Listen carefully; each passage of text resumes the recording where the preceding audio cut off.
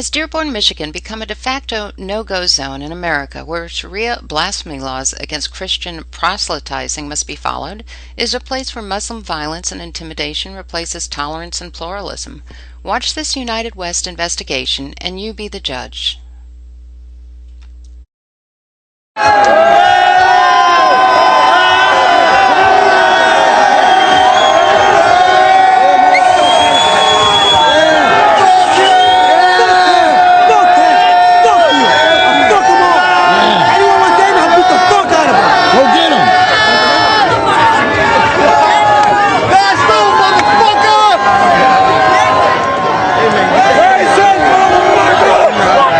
Touch me, it's going to be, you do not touch, guys, come on.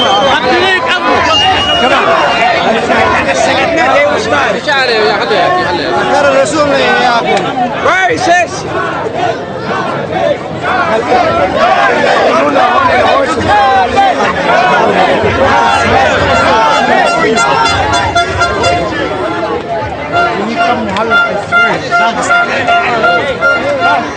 These faggots are taking it right here.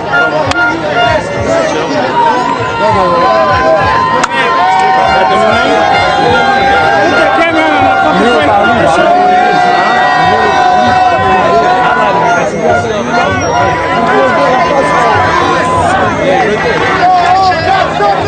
There's no expectation of privacy out here, dude. Yeah, I'll break that motherfucker. What was that? Put that on my face one more time and I'll break the motherfucker. Yeah? Yeah. That's a promise. Alright.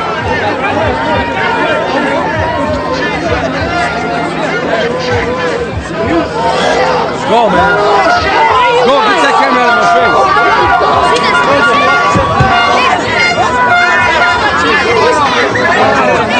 He's right there, over there. Over there. He's back this way. No, I'm telling you, like this. I seen him going. What's up, bitch? What up, bro? I'll knock you off, bitch. Why are you getting in his face? Fuck out of here, man. Get that camera out of my face. Beat that again. Beat that again. Beat that again. Bring it on.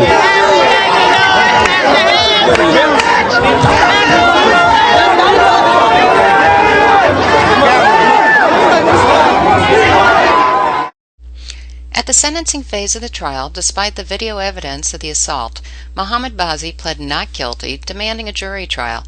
1 year later, a jury found Mohammed Bazi guilty of assault. Defendant number 1, Ali Hazima, pled guilty to assault and battery, was charged with a $300 fine and given a slap on the wrist. Defendant number 2, 36-year-old Mohammed Bazi's court records show that in 1995 he had an assault and battery conviction, 2002 domestic violence conviction, 6 vehicle-related convictions, a drug paraphernalia conviction, and in 2012 a window peeping conviction. Now the sentencing for the 2011 assault you just saw. During the sentencing phase of the trial, Bazi's prior window peeping conviction was addressed by Judge Summers. This deviant sexual behavior, known as window peeping or being a peeping Tom, is considered a gateway crime, an act that leads sexual offenders down an escalating crime path. The allegations were that Mr. Bazi was looking in the windows of a number of different addresses.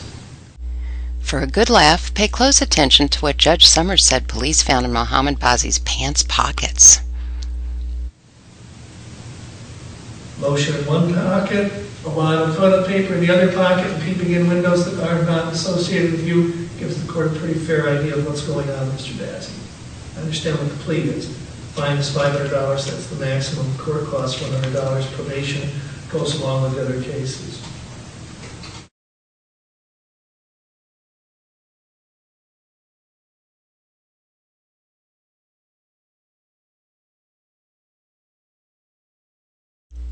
Mohammed Bazi was found guilty of assault by a jury of his peers. Judge Summers hands down his sentencing. It's a $500 fine, $200 court costs. Probation is 24 months, reporting as directed. The oversight fee is a standard $25 per month. In this case, it's 4 days jail. This can be served on weekends for their 48-hour time periods. Probation, as I indicated, is 24 months reporting this directive. There's an additional 3 days on the alternative workforce program at a cost of $20 per day. Again, Wayne County Sheriff Deputy Turfy refused to investigate at the 2011 Arab Festival. Captain Pradell and Deputy Chief Richardson refused to investigate the assault and battery for over 30 days, possibly covering for Bazzi and Hazima. In frustration with Wayne County Sheriff's Department's endless deception and inaction, I sent Corporal James Isaac of the Dearborn Police Department the video of the attack. Corporal Isaacs identified Bazzi and Hazima within 48 hours and had warrants issued immediately thereafter. I pursued this case for over a year because the Wayne County Sheriff's Department and City of Dearborn are corrupted by not defending the First Amendment rights of non-Muslims. There's a long train of abuses going back to 2009, making Dearborn, Michigan the first emerging no-go zone in the United States.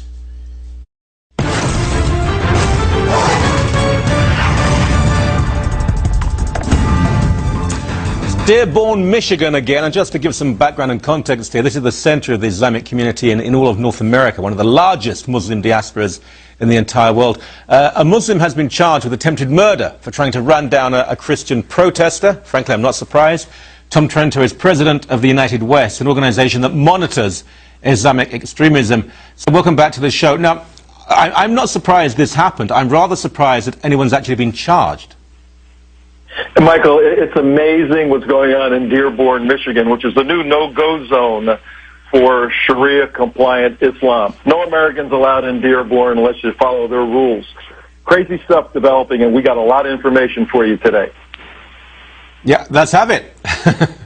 Well, on June 15th of this year, people have seen the American Muslim stoning Christians video that we put out.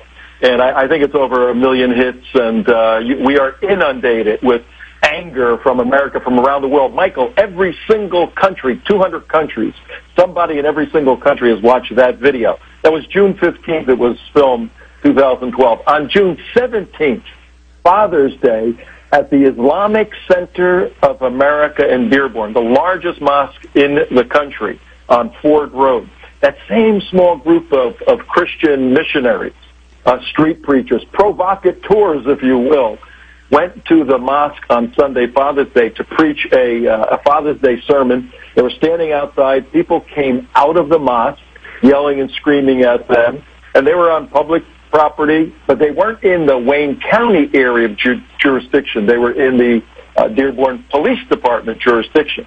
All of a sudden, a Muslim by the name of Mohammed, no less, jumps in an SUV, comes flying over the grass, over the hill, over the curb, directly at 9 of the Christians assembled with that Reuben Israel gentleman in the middle. Yeah. And they had to literally jump away. They were missed by inches. Thank God the police were watching all of this. They have it on their video cams. They cornered the Mohammed in the SUV, threw him against the car. Security people came out from the mosque, the Islamic Center of America at Dearborn, started yelling at the police. The police almost arrested them. They arrested this individual, charged him with 9 counts of attempted murder, put him in jail. He got bonded out immediately, got a big-time lawyer, and guess what? Not a peep out of any of the mainstream media on the attempted murder of 9 people in Dearborn, Michigan on June 17th. Now, you know, Tom, now that does not surprise me at all. We know, particularly within Michigan, Detroit in particular, the media has been terrified of saying anything. But what surprises me, and I'm relieved, the police actually pressed charges. I'm not sure if we have the video that we can play, but we showed it in its entirety just the other day of what you mentioned, of Christians being stoned, of being attacked. I mean, there was blood leaking from them. They were hemorrhaging, for goodness sake, after being attacked by a Muslim mob. You had little girls in hijabs saying F you and F you and F you, and the most filthy language. And the police, if anything, protected the Muslims and refused to give any sort of protection in any way, moral or physical, to the Christians who were merely there peacefully saying, this is our point of view. Yeah, and you're 100% right, but there's a very important distinction for your viewers that's critical. We have two law enforcement jurisdictions in play in Dearborn. One is the sheriff that handles the county, Wayne County, right, and the other is the police department of Dearborn. Dearborn police performed admirably. They weren't involved on the 15th at the Arab Fest, June 15th. The sheriff's department, they're the ones who dropped the ball, and I'm sure there's going to be a lawsuit. But on the 17th, it was the jurisdiction of the Dearborn police, and all of our reports, and we have some good sources. That's a large mosque. We develop sources even within mosques, by the way, Michael. And the PD, the police department, deserves a credit for doing the right thing, and they were there to protect these preachers. So they're the good guys. The Wayne County Sheriff people are the bad people in this situation. This is really interesting to hear, because I was down in Dearborn at a conference with Pam Geller and Robert Spence and various other people. We had a man who'd been a slave in Sudan, a black Christian who'd been a little boy, a slave in a Muslim family. I mean, people who doubt these stories, please do your research, do your reading. Now, there were police protecting us there because there were people outside who wanted to get at us, if you like. I know this is very difficult for North Americans, Canadians in particular, to embrace, because they want to think the best, as I do. But there is this gaping double standard now where a Muslim can break a law, can attack someone, and it will be covered up, explained, justified. If a Christian even talks about his faith, or even opposing Sharia from a non-Christian point of view, Pam Geller's not a Christian, immediately they're attacked, and that becomes a news story. Yeah, that's right. You were at Pam Geller's event, Pamela Geller's event in Dearborn, and I saw a video on the clashes there. But it all goes back to Sharia, the path, Islamic jurisprudence. In their doctrinal book called Reliance of the Traveler, if you look up the section on slander, slander means saying anything. You got this, Michael? This is a new concept in the West. Slander means saying anything that upsets Muslims. If you upset the emotional or psychological stability of a Muslim, you have committed slander. And go look at the penalty for slander. You see, there's a new dynamic in play, and it all goes back to Muslims are absolutely convinced of the superiority of their culture, Islam, but they're obsessed with their inferiority of convincing anybody else about the superiority of their culture. Islam's a disaster. Where it takes place is a disaster. There's good Muslims within Islam that are trying to get out of it, and folks like myself and others and you are trying to stand by that. But Dearborn is a red line event, a historic event in the West. The jihad, the physical jihad, has come to America. Okay. Just before we go, one technical point. Attempted murder of 9 people. He's out now. You always take into account the risk of flight. There's a very good chance, in fact, it has to be, that this man has connections in other parts of the world. He may well have a second passport. He may have dual citizenship. I would have thought he's not the sort of person, and he's very likely to repeat the offence if angered. I would have thought he's not the sort of person who should be released on bond or in any other way.